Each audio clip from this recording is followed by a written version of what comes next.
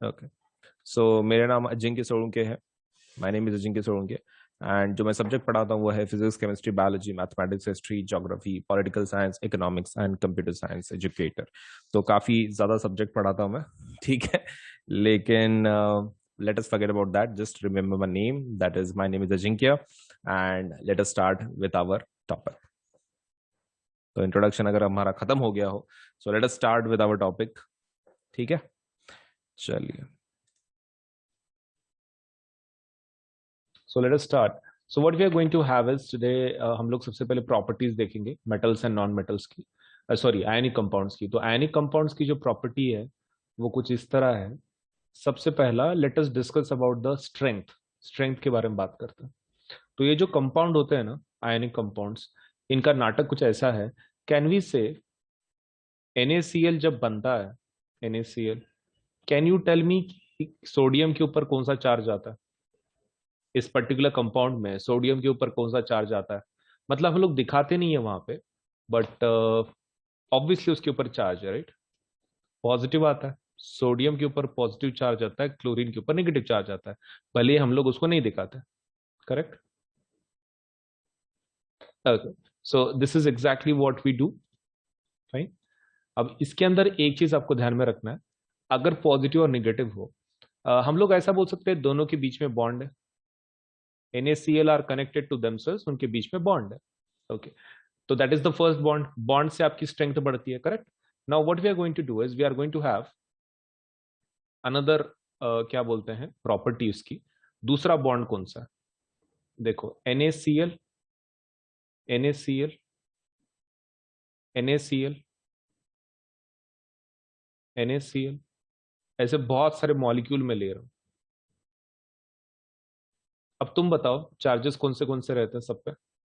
Positive negative, positive negative, positive negative, positive negative, positive negative.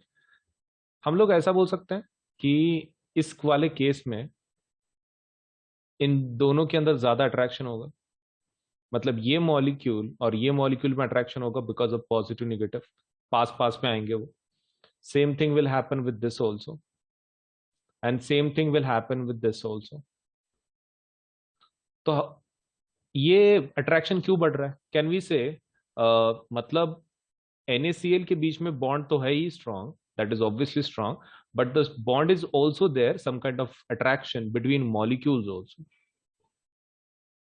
तो दोनों की वजह से बॉन्ड स्ट्रांग हो जाता है। दोनों की वजह से क्या हो जाता है? बॉन्ड कुछ ज्यादा स्ट्रांग है। मतलब एटम के अंदर का बॉन्ड तो है स्ट्रांग, लेकिन मॉलिक्यूल के बीच का बॉन्ड भी स्ट्रांग है। अब तुम बताओ, अगर बॉन्ड स्ट्रांग हो गया है तुम्हारा, तो इसका मेल्टिंग पॉइंट, बॉइलिंग पॉइंट कैसा होगा? ज्यादा होगा, कम होगा, क्या लगता है? जस्ट एक IQ बेस्ड क्वेश्चन। अगर सपोज लेट अस से उसका बॉन्ड काफी स्ट्रांग हो गया, वेरी स्ट्रांग बॉन्ड, और तुम उसको तोड़ना चाहते हो, तोड़ने के लिए तुमको ज्यादा एनर्जी लगेगी कि कम एनर्जी लगेगी? High energy, very high energy लगने वाली है तुमको, क्योंकि बॉन्ड तुम्हारा इतना स्ट्रांग है, उसको तोड़ने के लिए obviously high energy required. Okay, तो that means high melting point and high boiling point होगा। बॉइलिंग पॉइंट और मेल्टिंग पॉइंट कैसा होगा? हाई होगा। क्यों? क्योंकि आपको बॉईल करना या फिर मेल्ट करना मतलब क्या रहता है? तो बॉन्ड तोड़ रहे हो, बॉन्ड तोड़ने के लिए काफी स्ट्रांग बॉन्ड है, ज्यादा एनर्जी देनी पड़ेगी। इसलिए बॉइलिंग पॉइंट, मेल्टिंग पॉइंट इसका कैसा है? बहुत ज्यादा है आयनिक कंपाउंड्स का। The first point, first point is that they have high melting and boiling points. Reason being, the bond is very strong, ionic bond, not just between molecules but inside the molecule and also between molecules. Let us talk about the physical nature. अच्छा, NaCl का example ले लो। NaCl is तुम्हारा घर का नमक, right? This is ionic compound. Can you tell me तुम्हारे घर का जो नमक रहता है वो कौन से स्टेट में रहता है? Solid, liquid, gas? Just observation, ज्यादा भी हार्ड नहीं। Solid, right? It's solid. So obviously that is solid. Definitely that's a solid, without a doubt. And are somewhat hard. ठीक है, हार्ड भी होते हैं, मतलब लाइक टूटते नहीं है वो। बट यहाँ पर क्या बोला है? The compounds are generally brittle and break into pieces when pressure is applied. ये हार्ड और ये ब्रिटल ऐसा क्यों बोल रहे हैं एक साथ? सी, हार्ड का मतलब they are talking about the strength of the bonds. They are talking about strength of the bond. That means they are hard because of the strong force of attraction between positive and negative ions. Brittle यहाँ पे किस चीज के बारे में बोल रहे हैं? तोड़ने के बारे में. मतलब hard in the sense what about the atoms. But अगर थोड़ा बड़ा पीस है, मतलब सपोज मान लो तुम्हारे पास नमक का एक ऐसा एक एक rectangular box kind of shape है तुम्हारे पास सॉल्ट का, तुम उसको इजीली तोड़ पाओगे. क्यों? क्योंकि the issue is that they generally break, they are brittle in nature. Crystalline होते तो जल्दी टूट जाते हो. So brittle in nature. But अगर तुम इंडिविजुअल एटम्स की बात कर रहे हो, those are quite hard. Reason being those are the bond is very strong. तो यहाँ पे हार्ड किसके बारे में बात कर रहे हो? वो they are talking about the atoms itself. And brittle किसके बारे में बोल रहे हैं? ओवरऑल. ओवरऑल पूरा तुम्हारा बड़ा material, suppose a big chunk of salt, a big chunk, उसके बारे में बात कर रहे हैं. ठीक है, तो ये कंफ्यूज नहीं होना है. ब्रिटल एंड हार्ड में बच्चे कंफ्यूज हो जाते हैं कि हार्ड है तो ब्रिटल कैसे, ब्रिटल है तो हार्ड कैसे. Brittle is about the whole substance, hard is about being individual atoms के बारे में. मेल्टिंग पॉइंट, बॉइलिंग पॉइंट वो तो हमने सीख लिया है, ज्यादा रहता है. सोल्युबिलिटी बोलो. पानी के अंदर सोल्यूबल रहता तुम्हारा घर का नमक. घर का नमक does it dissolve in water? Soluble है? हाँ, नहीं, मे बी, यस, नो. घर का नमक. जल्दी बोलते जाओ रे, तभी जाके तो आगे बढ़ेंगे. Yes, it's soluble in water. Yes, it's soluble in water. तो पानी के अंदर सोल्यूबल है, मतलब ionic compounds are soluble in water definitely. But वो किस में इनसोल्यूबल रहते हैं? In let's say solvents like kerosene and petrol. Kerosene petrol में डिजोल्व नहीं होते, लेकिन पानी के अंदर डेफिनेटली डिजोल्व होता है. घर का नमक तुम्हारे, तुम रोज मिलाते होंगे समटाइम शरबत के वक्त या फिर नमक पानी, तो already you know it's soluble in water. Conduction of electricity की बात करते हैं, तो देखो देर आर 3 स्टेट्स. आपके जो नमक रहता है ना, उसके 3 स्टेट्स रहता है. पहला होता है सॉलिड, दूसरा होता है मोल्टन, और तीसरा होता है एक्वियस. एक तुमको सिंपल क्वेश्चन पूछ रहा हूं, अगर पानी के अंदर डालने के बाद वो Na+ एंड Cl- अगर बना रहा है, क्या इसमें से इलेक्ट्रिसिटी कंडक्ट होगी? Simple question. एक्वियस फॉर्म में सपोज लेट्स से हमने डाला है पानी के अंदर, उन्होंने बनाया Na+ एंड Cl-, इसमें से इलेक्ट्रिसिटी अगर फ्लो करवाई, will the electricity flow? Yes. Yes, because ions है, फ्री आयंस है, करेक्ट. यस, इलेक्ट्रिसिटी फ्लो होगी उसमें से. What about solid state? Solid state. अच्छा, मुझे एक चीज बताओ, यहां पर इलेक्ट्रिसिटी फ्लो क्यों होगी? आयंस की वजह से. तुमको लगता है क्या कि NaCl सॉलिड स्टेट में वो Na और Cl को अलग अलग जाने देगा? इज द बॉन्ड स्ट्रांग या फिर वीक बॉन्ड है दोनों के अंदर? तुमको लगता है ये Na+ और Cl- अलग अलग निकल पाएंगे सॉलिड फॉर्म में? It's not possible, right? क्योंकि बॉन्ड काफी स्ट्रांग है, वो सेपरेट होने ही नहीं वाले. नो आयंस मतलब नो इलेक्ट्रिसिटी. नो आयंस मतलब नो इलेक्ट्रिसिटी, करेक्ट. ओके, तो सॉलिड स्टेट में होगा कि फिर इलेक्ट्रिसिटी पास उसमें से? क्यों? क्योंकि आयन ही नहीं है. ओके.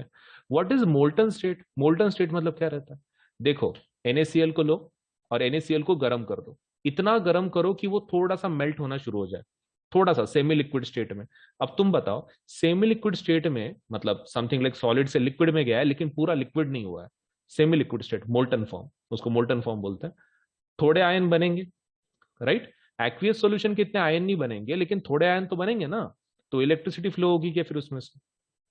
यस. मोल्टन स्टेट में होती है, एक्वियस स्टेट में होती है, सॉलिड स्टेट में नहीं होती सिर्फ. और ये दोनों का रीजन क्या है? Ion formation. इलेक्ट्रिसिटी क्यों फ्लो होती है? आयन फॉर्मेशन की वजह से. बस इतना ध्यान में रखना. सो let us ask something from this, ये प्रॉपर्टीज के ऊपर से. Okay. Right the electron dot structure for sodium, oxygen and magnesium. Electron dot structure मतलब इंडिविजुअली निकालना है आपको, कंपाउंड के लिए नहीं. ओके, सोडियम का कैसे निकालेंगे?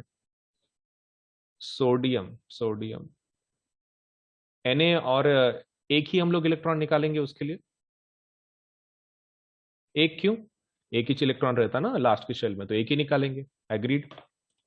पहला देख लो भाई, क्लियर हो रहा है क्या कि why you are let's say drawing only one electron? Comment section बताओ.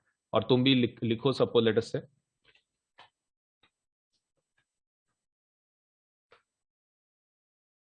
आ रहा है? हाँ, नहीं, मे बी.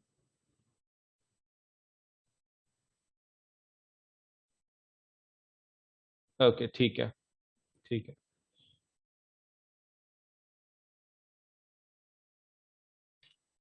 चलेगा।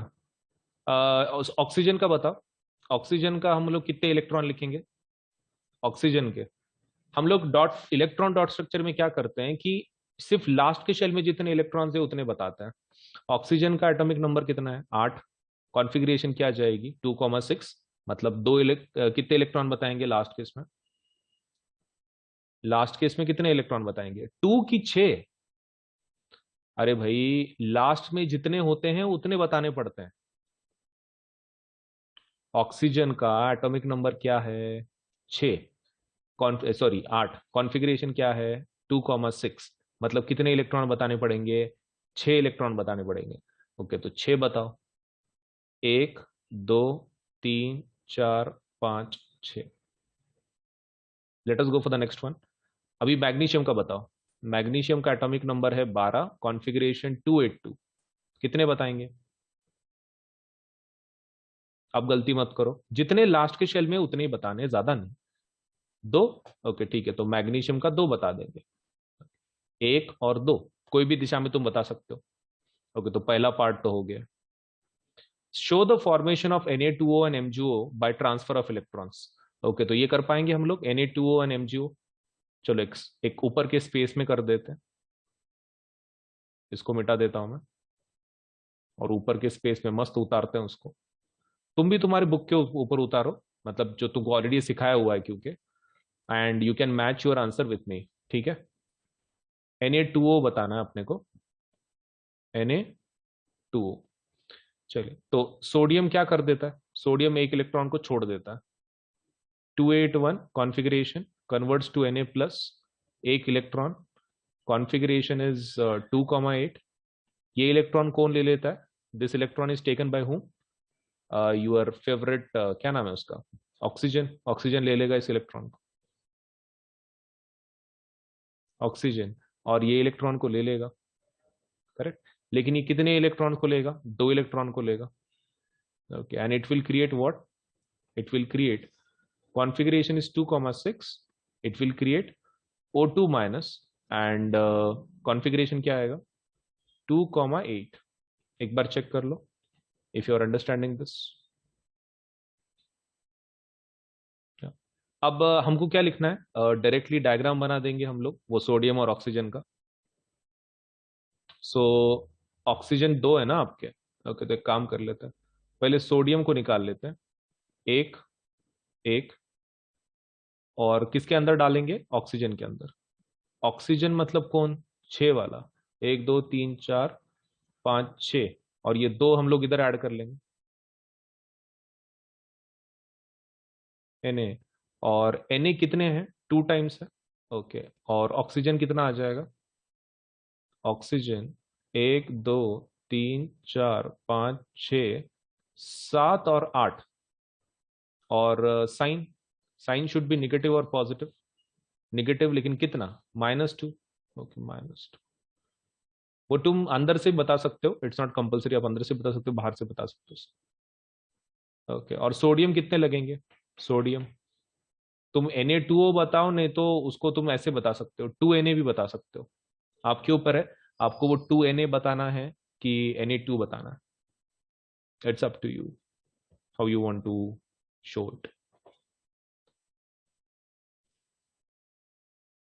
तो MgO के बारे में निकाल लेते हैं। MgO, तो MgO कैसे ट्रांसफर करवा देता? MgO is very simple. See, magnesium किसको ट्रांसफर करेगा? कितने इलेक्ट्रॉन्स रहते हैं उसके पास? 2। ओके, किसको दे देगा? ऑक्सीजन को। ऑक्सीजन के कितने रहते हैं? 1, 2, 3, 4, 5, 6। हाँ, बस ट्रांसफर करवा दो। ये क्या बनेगा? Mg2 plus, right? ओके, और ऑक्सीजन क्या बनेगा? ऑक्सीजन 1, 2, 3, 4, 5, 6। और वो 2 क्रॉस किसके आएंगे? इसके, मैग्नीशियम के, राइट? और साइन, साइन 2 माइनस। हाँ, हो गया। तो एक चीज आपको ध्यान में रखनी है, वो क्रॉस किसको देना है और डॉट किसको देना है, ये आपके ऊपर है। ठीक है, you can switch the places, it is not compulsory कि आप मैग्नीशियम को ही डॉट दो या फिर मैग्नीशियम को ही क्रॉस दो। आपके ऊपर है, आप कैसे भी चेंज करवा सकते हैं उसको, इट्स अप टू यू। चलिए, चलो आंसर बताओ। What are the ions present in this compounds, इसके आयंस बताओ जल्दी से चैट सेक्शन में। Kindly please show the ions whatever of these, and जल्दी से थोड़ा सा, so that we can move on.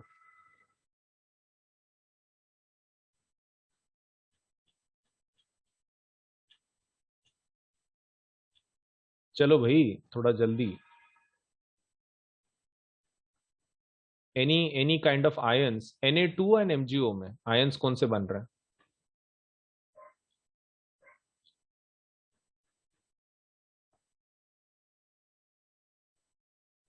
Hello, जल्दी से बताओ आपके ions in this case.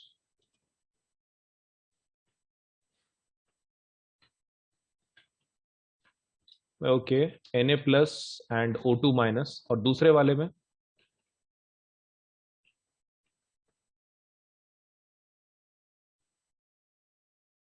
Yes, Mg2 plus and O2 minus, correct. इसके अंदर क्या आयंस कौन से होंगे? That would be Na plus, Na plus एक होगा, और ये ऑक्सीजन का होगा, that is O minus, O2 minus. और इसमें, इसमें होगा Mg plus and O2 minus, 2 plus, 2 plus. यहां पर जस्ट फॉर प्रिकॉशन एक काम कर लो, 2Na प्लस लिख दो, मतलब कैसा हुआ, आपके दो आयन तैयार हो रहे थे ना वहां पे Na के, जरूरत पड़ती है, दो लिख दो उसको, मतलब कैसा अपने को टेंशन नहीं रहेगा उस चीज का। 2Na plus O2 minus gives Mg2 plus and O2 minus. Why do ionic compounds have high melting points? High melting points क्यों होता है? चलो भाई जल्दी से बताओ, get me the answer for this. Why the ionic compounds have high melting points? High melting points क्यों होते हैं उसका, ऐसा तो भी क्या है उनके पास? Strong bonds, okay, strong bonds, anything else?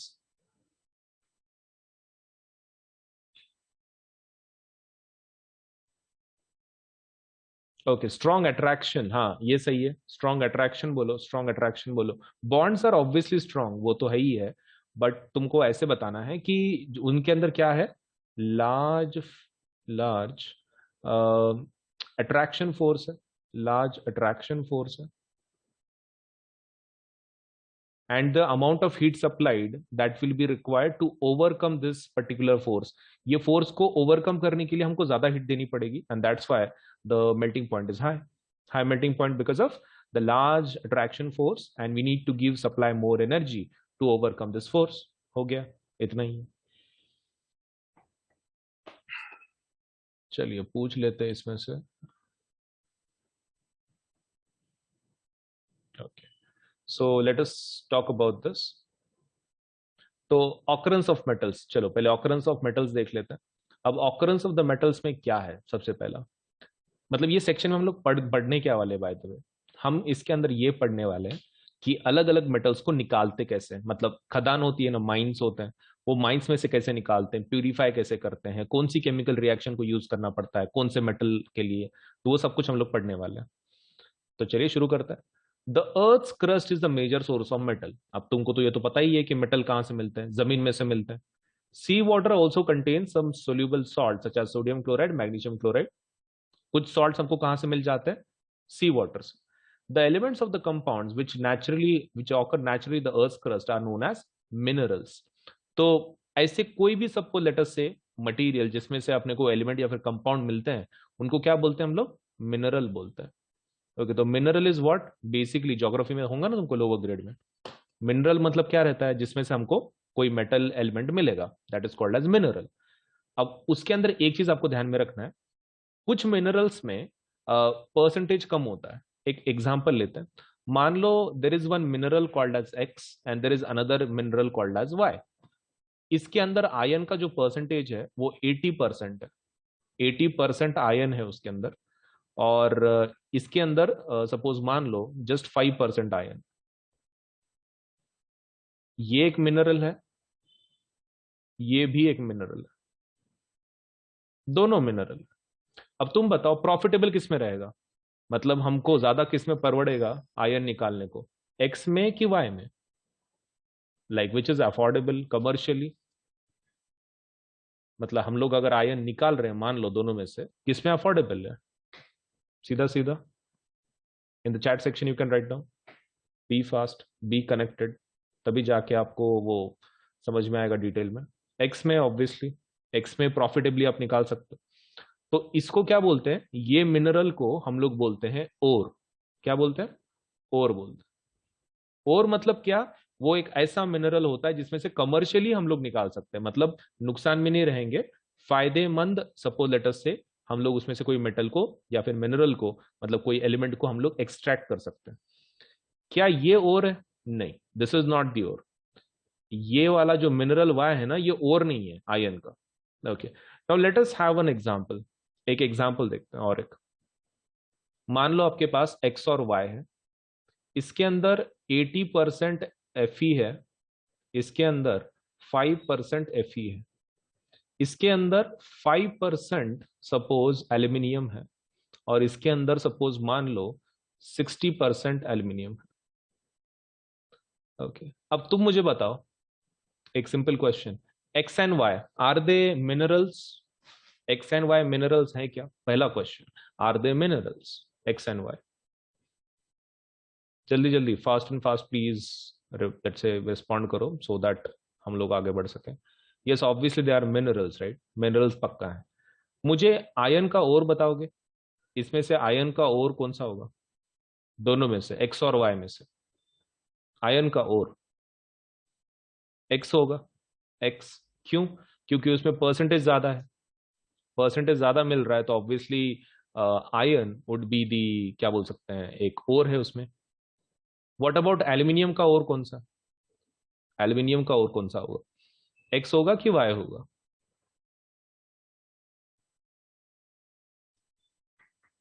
Y, Y, क्यों, क्योंकि दोनों को जब हम लोग कंपेयर कर रहे हैं तो ज्यादा परसेंटेज किसके पास है, वाई के पास। तो हम लोग ऐसा बोल सकते हैं, इट इज नॉट कंपल्सरी किसी मेटल का, किसी मिनरल, किसी एलिमेंट का अगर कोई एक और हो, इट इज नॉट नेसेसरी कि वो दूसरे का भी और हो। ये कंपलसरी नहीं है कि किसी चीज का और हो तो वो दूसरे का भी और हो, वो तो डिपेंड करता है उसमें से उसका परसेंटेज कितना निकलेगा। So that's the reason. So ore is nothing but what, at some places minerals contain a very high percentage of particular metal and the metal can be profitably extracted. These minerals are called as ores. So ores are nothing but minerals but which contain a certain element of maximum percentage. तो इसको underline कर लो, minerals और ores को underline कर लो, उसके definition वहीं पे लिखे हुए हैं। Okay, let me ask about the, okay, तुम्हारी नॉलेज के ऊपर बिल्ड करेंगे अभी। तुमको रिएक्टिविटी सीरीज तो याद ही होगा, let us take that reactivity series.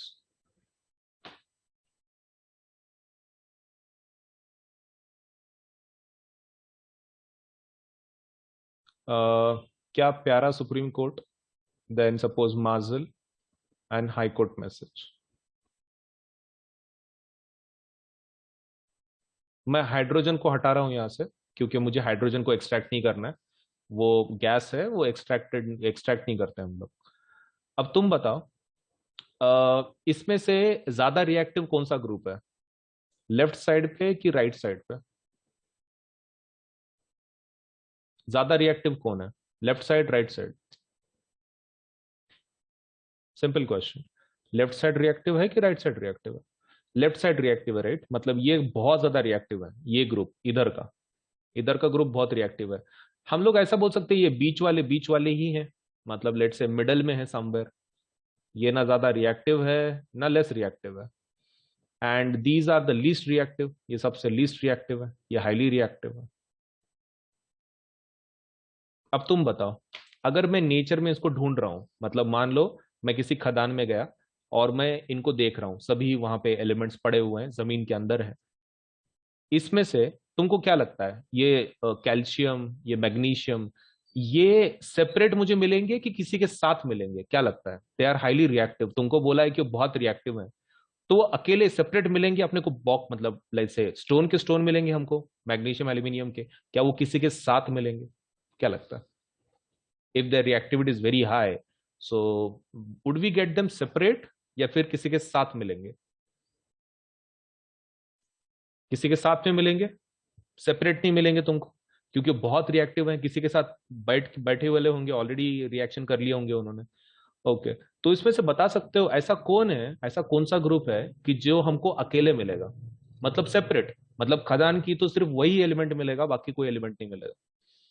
ऐसा कौन सा ग्रुप है भाई इसमें से, ये पूरे लिस्ट में ऐसा कौन सा ग्रुप है कि जो हमको सेपरेट मिलेगा?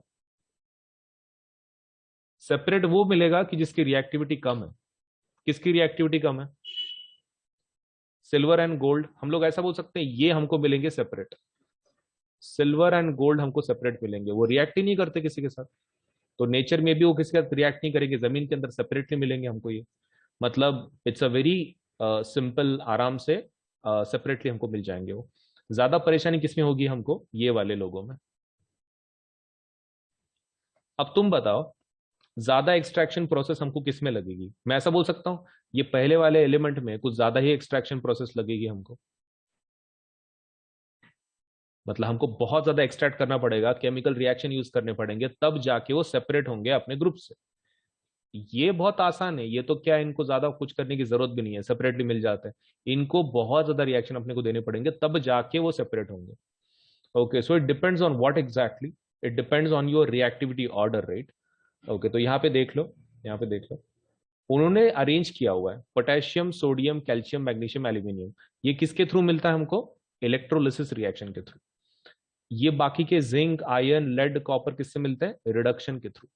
और ये गोल्ड एंड लेट से आपका, sorry, silver and gold native state में मिलते हैं। नेटिव स्टेट में मतलब देयर ओन स्टेट, किसी के साथ कंबाइंड में नहीं रहते, अकेले रहते हैं, तो इनको कुछ करने की जरूरत नहीं है, फाउंड इन नेटिव स्टेट, इनको रिडक्शन से और इनको इलेक्ट्रोलिसिस से।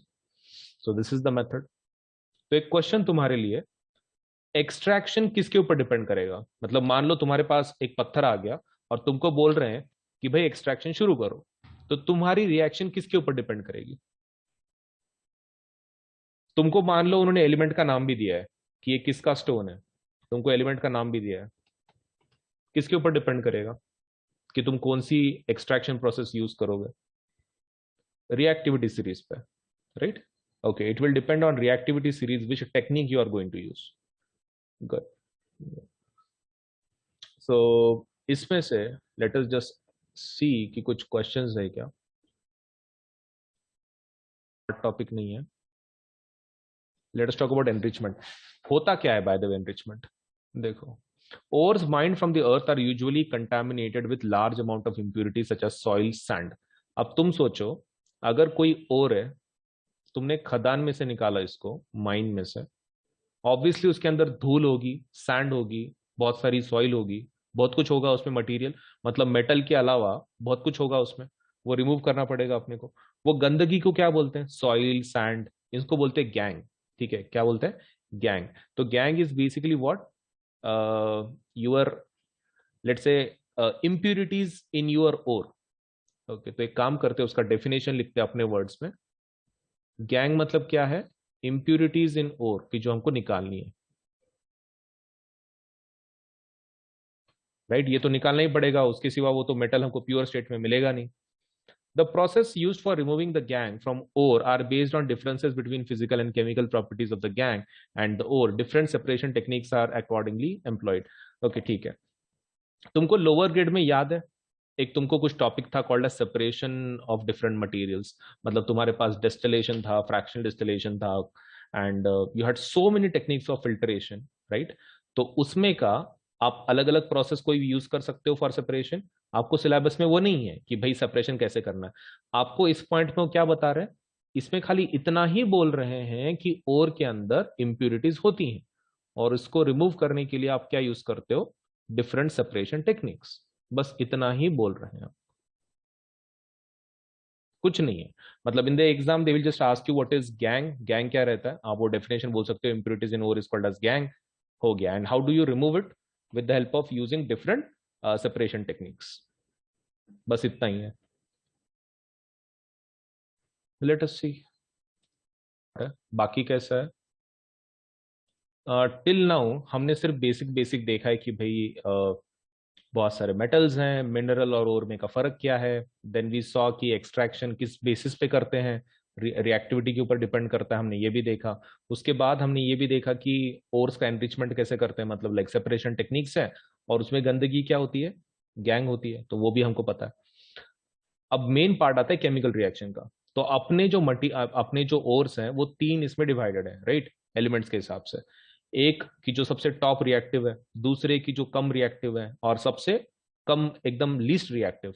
तो लीस्ट वाले हैं, मिडल वाले हैं, टॉप वाले हैं। तो सबसे पहला किसको देखेंगे हम लोग, लो रिएक्टिविटी सीरीज में वो रिएक्शन कैसे करवा लेते हैं। तो कोई ऐसा आपका मेटल है कि जो एकदम लो रिएक्टिविटी में आ जाता है, जैसे कि मर्क्यूरी हो गया, कॉपर हो गया, एकदम लास्ट वाले। ओके, तो एकदम लास्ट वालों का रिएक्शन कैसे करवाते हैं, let us see. Metals low in the activity series are unreactive. They are very unreactive. The oxides of these metals can be reduced by metals by heating alone. Okay, तो आपने खाली उसको heat भी अगर कर दिया, फिर भी उसका क्या कर सकते हो आप, मेटल्स क्या कर सकते हो, oxides of the metals can be reduce to metals by heating alone. आप खाली हीट कर दो, फिर भी प्रॉब्लम सॉल्व हो जाएगा। For example, cinnabar is an ore of mercury. Underline कर लो, सिन्नाबार एग्जाम में पूछते हैं, cinnabar is the ore of which metal. Okay, तो किसका है वो, मर्क्यूरी का ओर है। when it is heated in air, it is first converted into mercuric oxide. Mercuric oxide is then reduced to mercury on further heating. Okay, तो अजीब लोग हैं ये। आपको कैसे मिलता है नेचर के अंदर, लेट से एक सल्फेट के फॉर्म में मिलता है, मतलब बेसिकली सिन्नाबार जिसको बोलता है। सो मर्क्यूरी सल्फाइड, एंड इसको आप क्या करते हो, गर्म करते हो, हीट। हीट करने के बाद वो ऑक्सीजन के साथ कंबाइन होता है, और क्या बनाता है, इट क्रिएट्स मर्क्यूरिक ऑक्साइड। और वो सल्फर क्या है, सल्फर ऑक्सीजन के साथ कंबाइन करके सल्फर डाइऑक्साइड बनाता है। Now if you continue heating, ये तो गैस है, ये तो उड़ जाएगा। HgO को अगर आप कंटिन्यू करते हो हीट करना, ओके, तो it converts to Hg and O2। उसमें से क्या निकल जाता है आपका, वो जो ऑक्सीजन है वो निकल जाता है, और खाली मर्क्यूरी रह जाता है फिर आपके पास, right, and that is in liquid state. Liquid state में रहेगा। हो गया, इतना ही है। मतलब आपने शुरुआत की सिन्नाबार से, आपने खाली गर्म किया उसको, कुछ भी नहीं किया, खाली हीट किया, एवरीथिंग लेट से द रिएक्शन अपने आप हो गई, और आपको क्या मिला, मर्क्यूरी मिल गया। Very simple reaction. Now let us talk about copper वाला। कॉपर का एक और देखते हैं। Copper which is found as Cu2s in nature can be obtain from its ore by just heating in the air. सिर्फ गर्म करना है उसको। ओके, तो Cu2s लो, गर्म करो, मतलब ऑक्सीजन में क्या बनेगा, ये वापस वही सल्फर डाइऑक्साइड और आपका ये copper oxide, right, Cu2। Once it is done, आप वापस उसको हीट करते रहो। हीट करते रहेंगे तो क्या निकलेगा उसमें से, ऑक्सीजन निकल जाएगा, right. And same thing will happen, आपका कॉपर एंड सल्फर डाइऑक्साइड बनेगा फिर। लेकिन आपने यहाँ पे देख सकते हैं रिएक्शन में क्या लिखा हुआ है, Cu2O ये किसके साथ रिएक्ट करता है, Cu2s के साथ। Okay, and create sulphur dioxide, मतलब ये डबल डिस्प्लेसमेंट के जैसा रिएक्शन हो रहा है, ये something like that. So Cu2O plus Cu2s gives Cu and SO2। बस इतने ही है। अब इसमें प्रॉब्लम क्या है, ये ऊपर का मैकेनिज्म बहुत इजीली समझ में आ जाता है, because all you are doing is heating up. वो हीट करते रहते पता चलता है। इसमें ये क्यों रिएक्शन करता है ये पता नहीं चलता है। अब प्रॉब्लम ये है कि ये सिर्फ मैकेनिज्म है, it has to be memorised, बाकी उसके लिए कोई ऑप्शन नहीं है। तो Cu2O प्लस Cu2s, मतलब ओरिजिनल आपका जो ओर है, वो रिएक्शन करके क्या बनाता है, कॉपर बनाता है। बस that's it. That's the only possibility suppose हमारे पास जो है फॉर द एक्सप्लेनेशन। तो वो पार्ट आपको मेमोराइज करना पड़ेगा, there is no other option for this. लेकिन this is how it works. So let us revise this, इसको रिवाइज कर लेते हैं हम लोग। तुम भी अपनी नोटबुक के ऊपर ये रिएक्शन लिखो, मतलब तुम्हारे भी कैसे समझ में आएगी कि हो क्या रहा है। Okay, late us revise this. बोलो, सबसे पहला कौन है, the first one, first element कौन है आपका, मतलब जो आपने ओर लिया था, कौन सा ओर लिया था, यू टुक Hg ओर है, HgS। HgS को लिया था तुमने। ओके, फिर उसको क्या किया था तुमने, गरम किया था। गरम करने की वजह से किसके साथ कंबाइन हुआ वो, ऑक्सीजन के साथ, और उसने क्या बनाया, HgO बनाया, और सल्फर ने सल्फर डाइऑक्साइड बनाया। HgO को तुमने वापस हीट किया, क्या बना, HgO को जब तुमने हीट किया तो it got converted to mercury and oxygen. आपका रिएक्शन हो गया। Now let us talk about तुम्हारा कॉपर का बारे में। Cu2s, जब आपने उसको गर्म किया ऑक्सीजन के साथ तो उसने क्या बनाया? Cu2s plus oxygen, it created what? Cu2o, correct? Cu2o बनाया, मतलब उसका अपोजिट वैलेंसी वाला दूसरा जो वैलेंसी उसका वो Cu2o प्लस क्या बाहर निकला? Sulphur dioxide. क्या बाहर निकला? सल्फर डाइऑक्साइड बाहर निकला, ये वाली। ओके, एंड फिर ये Cu2o को लो प्लस Cu2s गिव्स व्हाट? आपका कॉपर प्लस SO2। ओके, मतलब फर्क कुछ भी नहीं है, तुम देख सकते हो यहां पर। Let me show it to you. आपका सल्फर के साथ के कंपाउंड्स है, आप जलाते हो तो ऑक्सीजन के साथ जाता है, कोई इशू नहीं, फर्क उसमें। ऑक्साइड बनाता है, इसने भी ऑक्साइड बनाया, कोई फर्क नहीं। इसने भी SO2 बनाया, इसने भी SO2 बनाया। यहां पर आपको मर्क्यूरी मिल गया, यहां पर कॉपर मिल गया। ऑक्सीजन, ऑक्सीजन नहीं, ओके, यहां पर ऑक्सीजन निकल रहा है और यहां पर क्या निकल रहा है? SO2 निकल रहा है, तो दैट इज क्वाइट डिफरेंट। उतना डिफरेंस है दोनों के अंदर। एक में O2 निकल रहा है और एक में क्या निकल रहा है? SO2 निकल रहा है। और यहां पर एक ही कंपाउंड है तुम्हारा ऑक्साइड, बट यहां पर ऑक्साइड प्लस सल्फाइड है और उसमें से कॉपर मिल रहा है। थोड़ा डिफरेंस है, लेकिन ये रिएक्शंस को आपको याद करना पड़ेगा, there is no other option. So let me just ask you about this.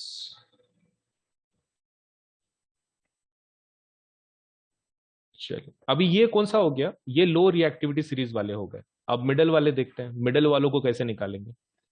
Okay, अब मिडल वाले कैसे हैं? थोड़े स्ट्रांग रहते हैं, रिएक्शन ज्यादा रहता है उनका, रिएक्टिविटी ज्यादा रहता है, तो there is a separate process how to remove it. The metals in the middle of the activity series are moderately reactive. These are usually present as sulphides as और carbonates in the nature. Underline करो इसको। Nature में किस प्रकार रहते हैं ये? एक तो कार्बोनेट, नहीं तो sulphides. It is easier to obtain a metal from its oxide as compare to its sulphide and carbonates. ये एक चीज ध्यान में रखो।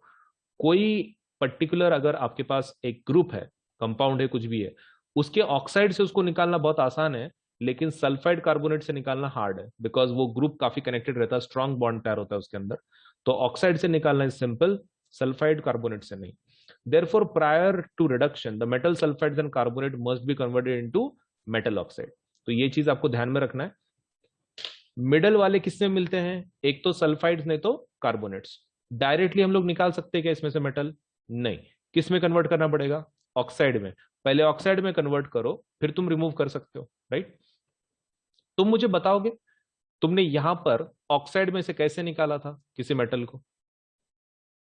ऑक्साइड में से मेटल कैसे निकाला था तुमने? ये वाले, क्या किया तुमने मेटल निकालने के लिए? Just write down in the chat section so that I can understand कि हाँ तुम्हारा दिमाग है, प्रेजेंस है। ओके, तो बेसिकली तुमने हीट किया, राइट?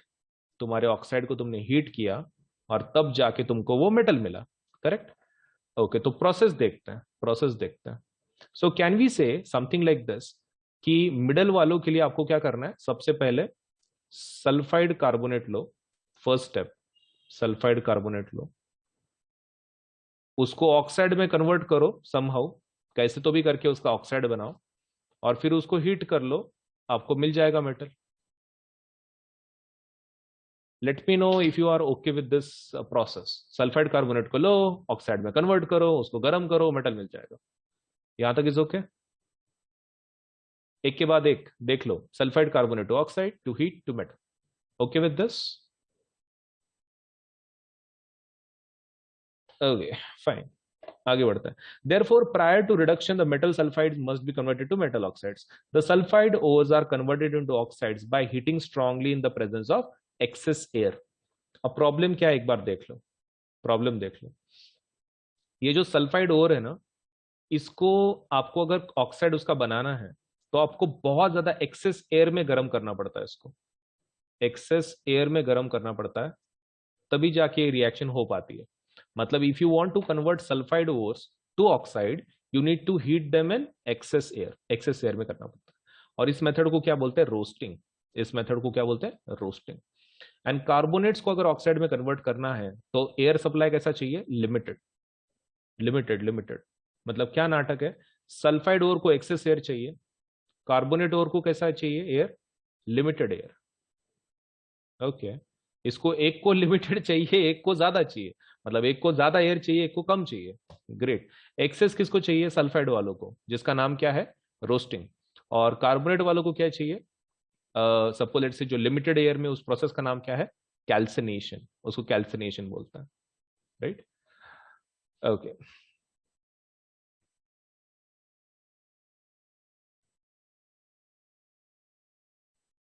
अच्छा, मुझे एक चीज बताओ, एक ट्रिक बताता हूं टू रिमेम्बर। तुमको पैसा तो पता ही होगा, राइट? अब आदमी को पैसा ज्यादा लगता है कि कम लगता है? What do you think? पैसे ज्यादा लगते कम लगते? रोकड़ा। Simple question for you. ज्यादा लगते हैं ऑब्वियसली। ओके, उसमें कोई डाउट नहीं है, ज्यादा ही पैसे लगते हैं। ओके, मतलब रुपीज हमेशा एक्सेस में लगते हैं, राइट? रुपीज हमेशा एक्सेस में लगते हैं। ओके, तो एक्सेस मतलब क्या? Excess air. Excess air. R मतलब क्या? रोस्टिंग। आर मतलब क्या? रोस्टिंग। और एस मतलब क्या? सल्फाइड। तो याद रहेगा फिर, एक्सेस रुपीज। ओके, तो excess rupees is your trick to remember this. Excess, excess rupees. बाकी ये तो याद रहेगा फिर। सल्फाइड के अपोजिट कौन है? कार्बोनेट। एक को ज्यादा एयर है तो एक को कैसी है? कम एयर है। एक का नाम रोस्टिंग है तो दूसरे का नाम क्या है? कैल्सिनेशन। बस, एग्जाम में यही तो कंफ्यूजन होता है, रोस्टिंग किसका है और कैल्सिनेशन किसका है। बाकी तो आप लिख पाओगे फिर। ऑक्साइड में एक बार कन्वर्ट हो गया, फिर रिड्यूस कर लेंगे हम लोग प्यूरिफाई करने के लिए। चलिए। अच्छा, मुझे एक चीज बताओ, इसमें से ऑक्सीजन गायब हो गया क्या? मतलब मर्क्यूरी से ऑक्सीजन निकाल दिया हमने, ऐसा ही किया ना? तो ये प्रोसेस को क्या बोलेंगे? ऑक्सीडेशन की रिडक्शन। एक बार बताओ, HGO से हमने ऑक्सीजन को निकाल लिया, तो is it oxidation reduction? Reduction. Reduction. तो हम लोग ऐसा बोल सकते हैं, ऐसा बोल सकते हैं, ये जो तुम ऑक्साइड से मेटल बना रहे हो, technically that is reduction reaction. Oxide से मेटल बनाने के लिए ऑक्सीजन को रिमूव करना पड़ेगा ना ऑक्साइड में से। ओके, तो फिर वो तो रिडक्शन हो गया ना। रिडक्शन प्रोसेस से मेटल बनेगा। Okay, so this is the method. चलिए, एग्जांपल लेते हैं, रोस्टिंग का एग्जांपल लेते हैं। अब रोस्टिंग किसके लिए रहता? एक्सेस रुपीज ना, रोस्टिंग किसके लिए रहता है? सल्फाइड ग्रुप के लिए। करेक्ट, सल्फाइड के लिए रहता है। तुम्हारा ये ले लो, जिंक सल्फाइड। अब जिंक सल्फाइड, तुम्हारा पहला काम क्या है बोलो? सबसे पहला काम, you want to convert into oxide. Okay, how you can do it? Heat करके। तो उसको ऑक्सीजन के साथ आप खाली गर्म करते हो तो आपके पास क्या मिल जाता है? ऑक्साइड मिल जाता है आपके पास। और SO2 बनता है उसमें से। मतलब zinc oxide and sulphur dioxide, ऐसे दो बनते हैं। ये आपका पहला मेथड हो गया। अगर आपके पास कार्बोनेट में होता, अगर जिंक कार्बोनेट में होगा तो मेथड सेम होता, आप खाली उसको गर्म करते, हीट। हीट करते ही उसमें से CO2 एंड ZNO अलग अलग हो जाता है। ZNO is separated, oxygen is separated. अब मुझे बताओ, ये ZNO को मुझे अगर ऐसा चाहिए, मुझे if I want to convert it into zinc and oxygen, what should I do? मुझे वो ऑक्सीजन को रिमूव करना पड़ेगा। करेक्ट, ऑक्सीजन को हैज टू बी रिमूव्ड। अब उसके लिए मेथड क्या है? हीट करके। लेकिन ये प्रोसेस को क्या बोलते हैं? रिडक्शन की ऑक्सीडेशन? ZNO में से ऑक्सीजन को रिमूव करना है। What process? Reduction oxidation. Reduction. Reduction. अब नाटक क्या है पता है क्या? नाटक क्या है? एक सिंपल बोलो। अ, ऊपर वाले कैसे है ना, एकदम कम रिएक्टिविटी वाले थे, तुमने गर्म कर दिया तो भी वो बोलते हैं चलो छोड़ दे रहे हम लोग, ऑक्सीजन को हमारे साथ नहीं रख रहे। जैसे कि तुम्हारे इसको ले लो, HGO को। तुमने इसको गर्म किया, मर्क्यूरी क्या बोलता है? मेरे को ऑक्सीजन नहीं चाहिए, निकालना है तो निकाल दे। तो हम लोग सिर्फ गर्म करते, गर्म कर दिए कि मिल जाता अपने को Hg+O2। अब नाटक क्या है? ये जो हमको ZNO मिला है, तुम ऐसा नहीं कर सकते कि सिर्फ गर्म कर दो और जिंक और ऑक्सीजन सेपरेट हो जाएंगे। जिंक बहुत रिएक्टिव है, इट्स हाईली रिएक्टिव, तुम सिर्फ गर्म करके नहीं निकाल सकते उसमें से। तो you require a material who can reduce it. You require a material who can reduce it. Okay, तो कौन यूज करेंगे? कार्बन। कार्बन को यूज कर लो। ओके, तो zinc oxide plus carbon will give you what? Zinc and carbon monoxide. Okay, तो ये चीज आप ध्यान में रखो। लेट अस रिवाइज दिस, एक शॉर्ट में हम लोग याद रखते हैं, पहले वाले में और इस वाले में क्या फर्क है। देखो पहले वाले में आपने क्या किया था, सिर्फ हीट किया था। आपके पास कोई मटेरियल था, आपने उसको हीट किया, हीट करके उसका ऑक्साइड बनाया, ऑक्साइड करने के बाद फिर से हीट किया आपने उसको, और आपका मेटल मिल गया, राइट। ये सल्फाइड और कार्बोनेट में क्या फर्क है? सबसे पहले आप क्या करते हो, ऑक्साइड बनाते हो। कैसे? गरम करके। ओके, तो गरम करके आपने ऑक्साइड बनाया,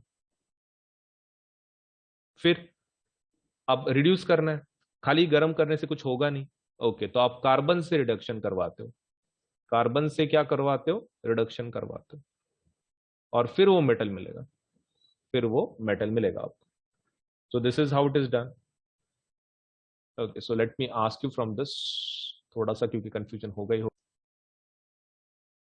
ओके, सो प्लस के और आइकॉनिक के रेट्स कैसे हैं, let me just tell you.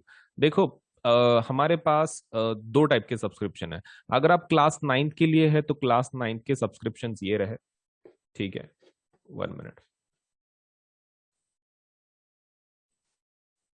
अगर आप क्लास नाइन्थ में से है तो क्लास नाइन्थ के लिए ये दो सब्सक्रिप्शन है।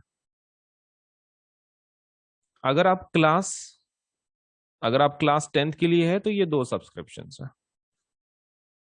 देखो दिस इज फॉर प्लस, ये प्लस का सब्सक्रिप्शन का रेट है, और ये आइकॉनिक का रेट है। ये प्लस का है ये साइड, और ये आइकॉनिक का है। मतलब मैंने यहाँ पे कैसे किया है कि क्लास नाइन्थ का प्लस के रेट्स, क्लास नाइन्थ के आइकॉनिक के रेट्स, क्लास टेंथ के प्लस के रेट्स एंड क्लास टेंथ के आइकॉनिक के रेट्स, ऐसे अलग अलग मैंने उसको कैटेगराइज किया। अभी देखो इसमें का जो रेट सिस्टम है, इट्स समथिंग लाइक दिस।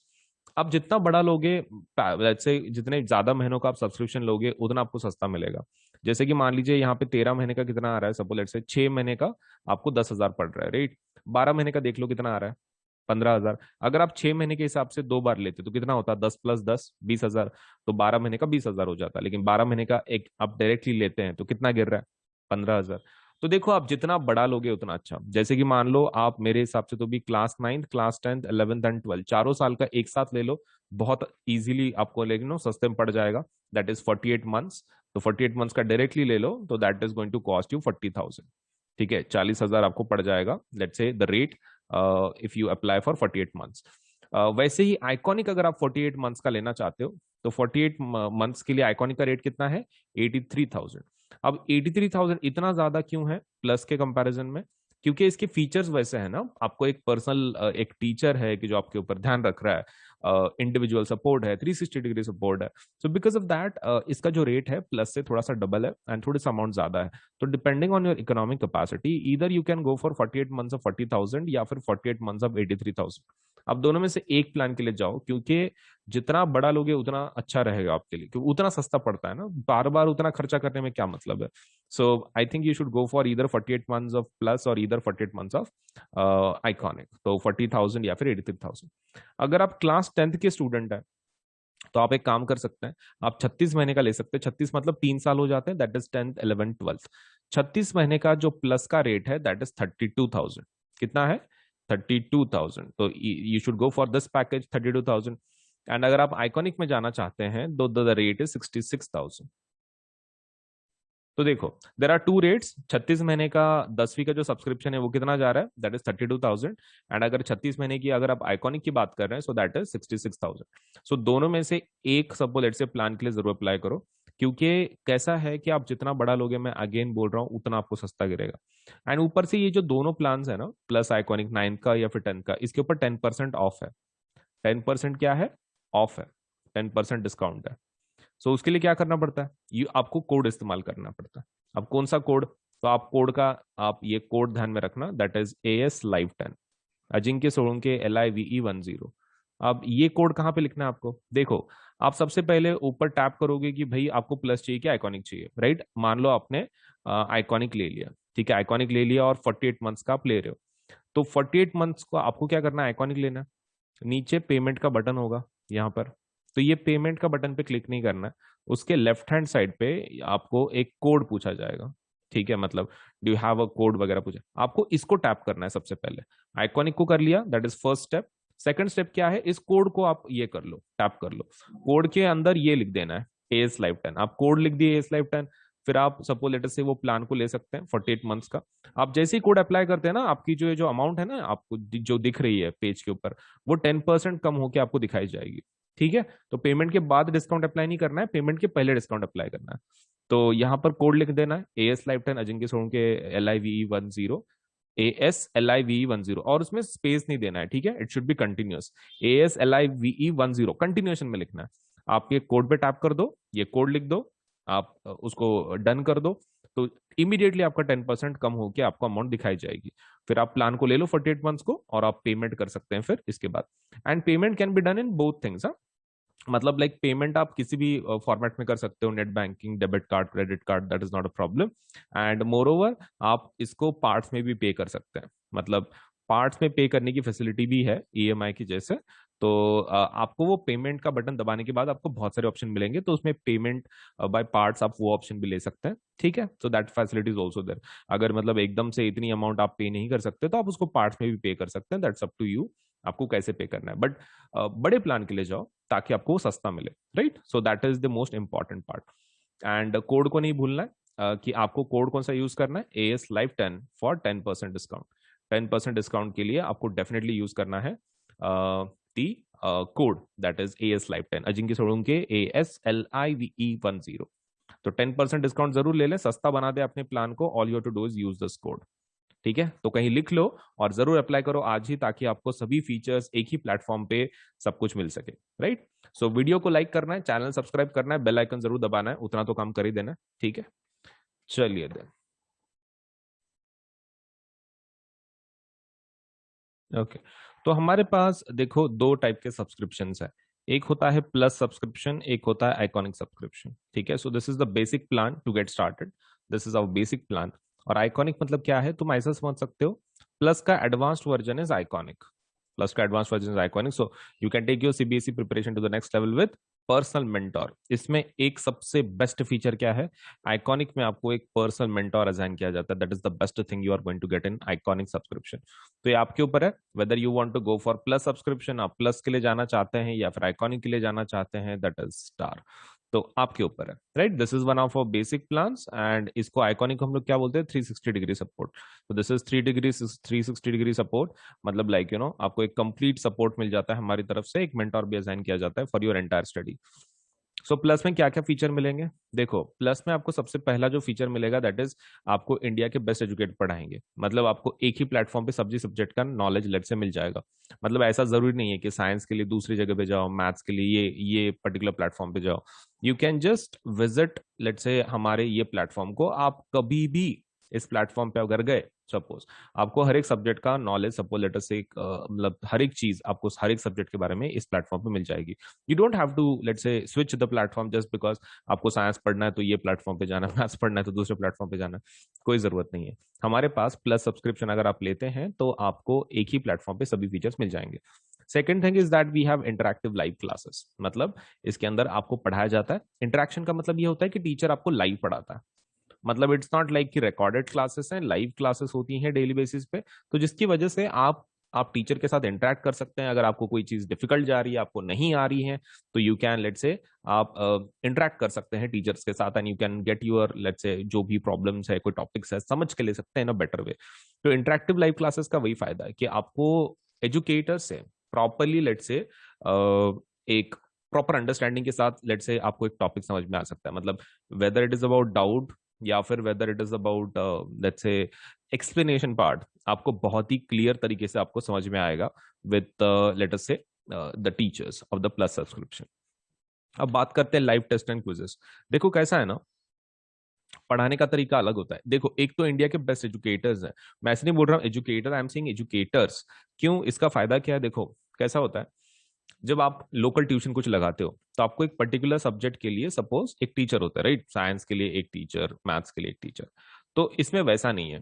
इसमें कैसा रहता है कि प्लस में आपको बेस्ट फायदा वही है कि आपको बहुत सारे एजुकेटर मिलते हैं, सो बिकॉज ऑफ दैट आपको इसका टेंशन नहीं है। मतलब लाइक बीच में अगर हो सकता है कि आपको किसी टीचर का टॉपिक समझ में नहीं आ रहा हो एक आधा, तो आप क्या कर सकते हैं, आप एजुकेटर को चेंज कर सकते हैं। मतलब that facility is also there, क्योंकि हर एक का टीचिंग मेथोडोलॉजी मतलब अलग अलग रहता है, एंड हर एक टीचर वही ट्राई करता है कि भाई अपने स्टूडेंट्स को प्रॉपरली टीच कर सके, right. Not just on our platform, just a general trade बोल रहा हूँ मैं टीचर्स का, कि वो they try their best to teach like in their own way. लेकिन अभी कभी कभार ऐसा हो सकता है कि आप किसी टीचर को कनेक्ट नहीं कर पा रहे हो, मतलब एक मेथड, क्योंकि जैसे टीचर डिफरेंट होते हैं वैसे स्टूडेंट भी डिफरेंट होते हैं, and not every student can understand एक पर्टिकुलर लैंग्वेज एक आधे टीचर की। हो सकता है कि उस एक बेस्ट टीचर है लेकिन उसको किसी कोई एक ऐसा स्टूडेंट है कि जिसको कुछ समझ में नहीं आ रहा वो टीचर का, इट माइट हैपन। तो यहाँ पर वैसा प्रॉब्लम नहीं है। अगर वैसा होता भी है तो हमारे पास साइंस के बहुत सारे टीचर्स हैं, मैथ्स के बहुत सारे टीचर्स हैं। अगर आप एक टीचर को आपको समझ में नहीं आ रहा है तो you can do one thing, you can go for the rest of the, let's say, the teachers। आप रेस्ट ऑफ द टीचर्स के लिए जा सकते हैं, कोई दूसरे टीचर को बदल के देख सकते हैं। आपको तो सभी टीचर्स का कोर्सेज अवेलेबल हो जाते हैं, so there is no problem, right. चलिए, सो बेस्ट टीचर्स आपको पढ़ाएंगे इंडिया के, and moreover you will be able to have live test and quizzes. अब ये क्या है, देखो, अब पढ़ाई जब हो जाती है, मतलब जब टीचर कोई चीज पढ़ाता है आपको, one thing which is very important is the testing part. मतलब जब तक आप उसको याद करके आप ये उसकी टेस्ट नहीं दोगे, तब तक आपको पता कैसे चलेगा कि आपका नॉलेज सच में कंप्लीट हुआ है कि नहीं हुआ है। So that's the problem. So we have live test, like जैसे कि मतलब सब्जेक्टिव टेस्ट, ऑब्जेक्टिव टेस्ट वो है। हमारे पास क्विजेस भी हैं, मतलब लाइक एक कंपटीशन काइंड ऑफ। आपको सपोज लेट्स से एक स्टिपुलेटेड टाइम पीरियड दिया जाता है, उसमें आपको अगर टॉप लेवल पे अगर हो तो एक रैंकिंग के जैसा आपको एक quiz type of game type of suppose let's say भी ऑफर किया जाता है। तो ये डेली बेसिस पे हम लोग बहुत सारे क्विज कंडक्ट करते हैं। उसका time table, you can go into the quiz section, आप आपके एप्लीकेशन में क्विज सेक्शन में जा सकते हो and you can check it out. ठीक है, आप इसको चेक कर सकते हो। किसको, लेट्स से जो क्विज है डेली बेसिस पे, कि भाई कौन सा क्विज है, सपोज उसमें कौन सा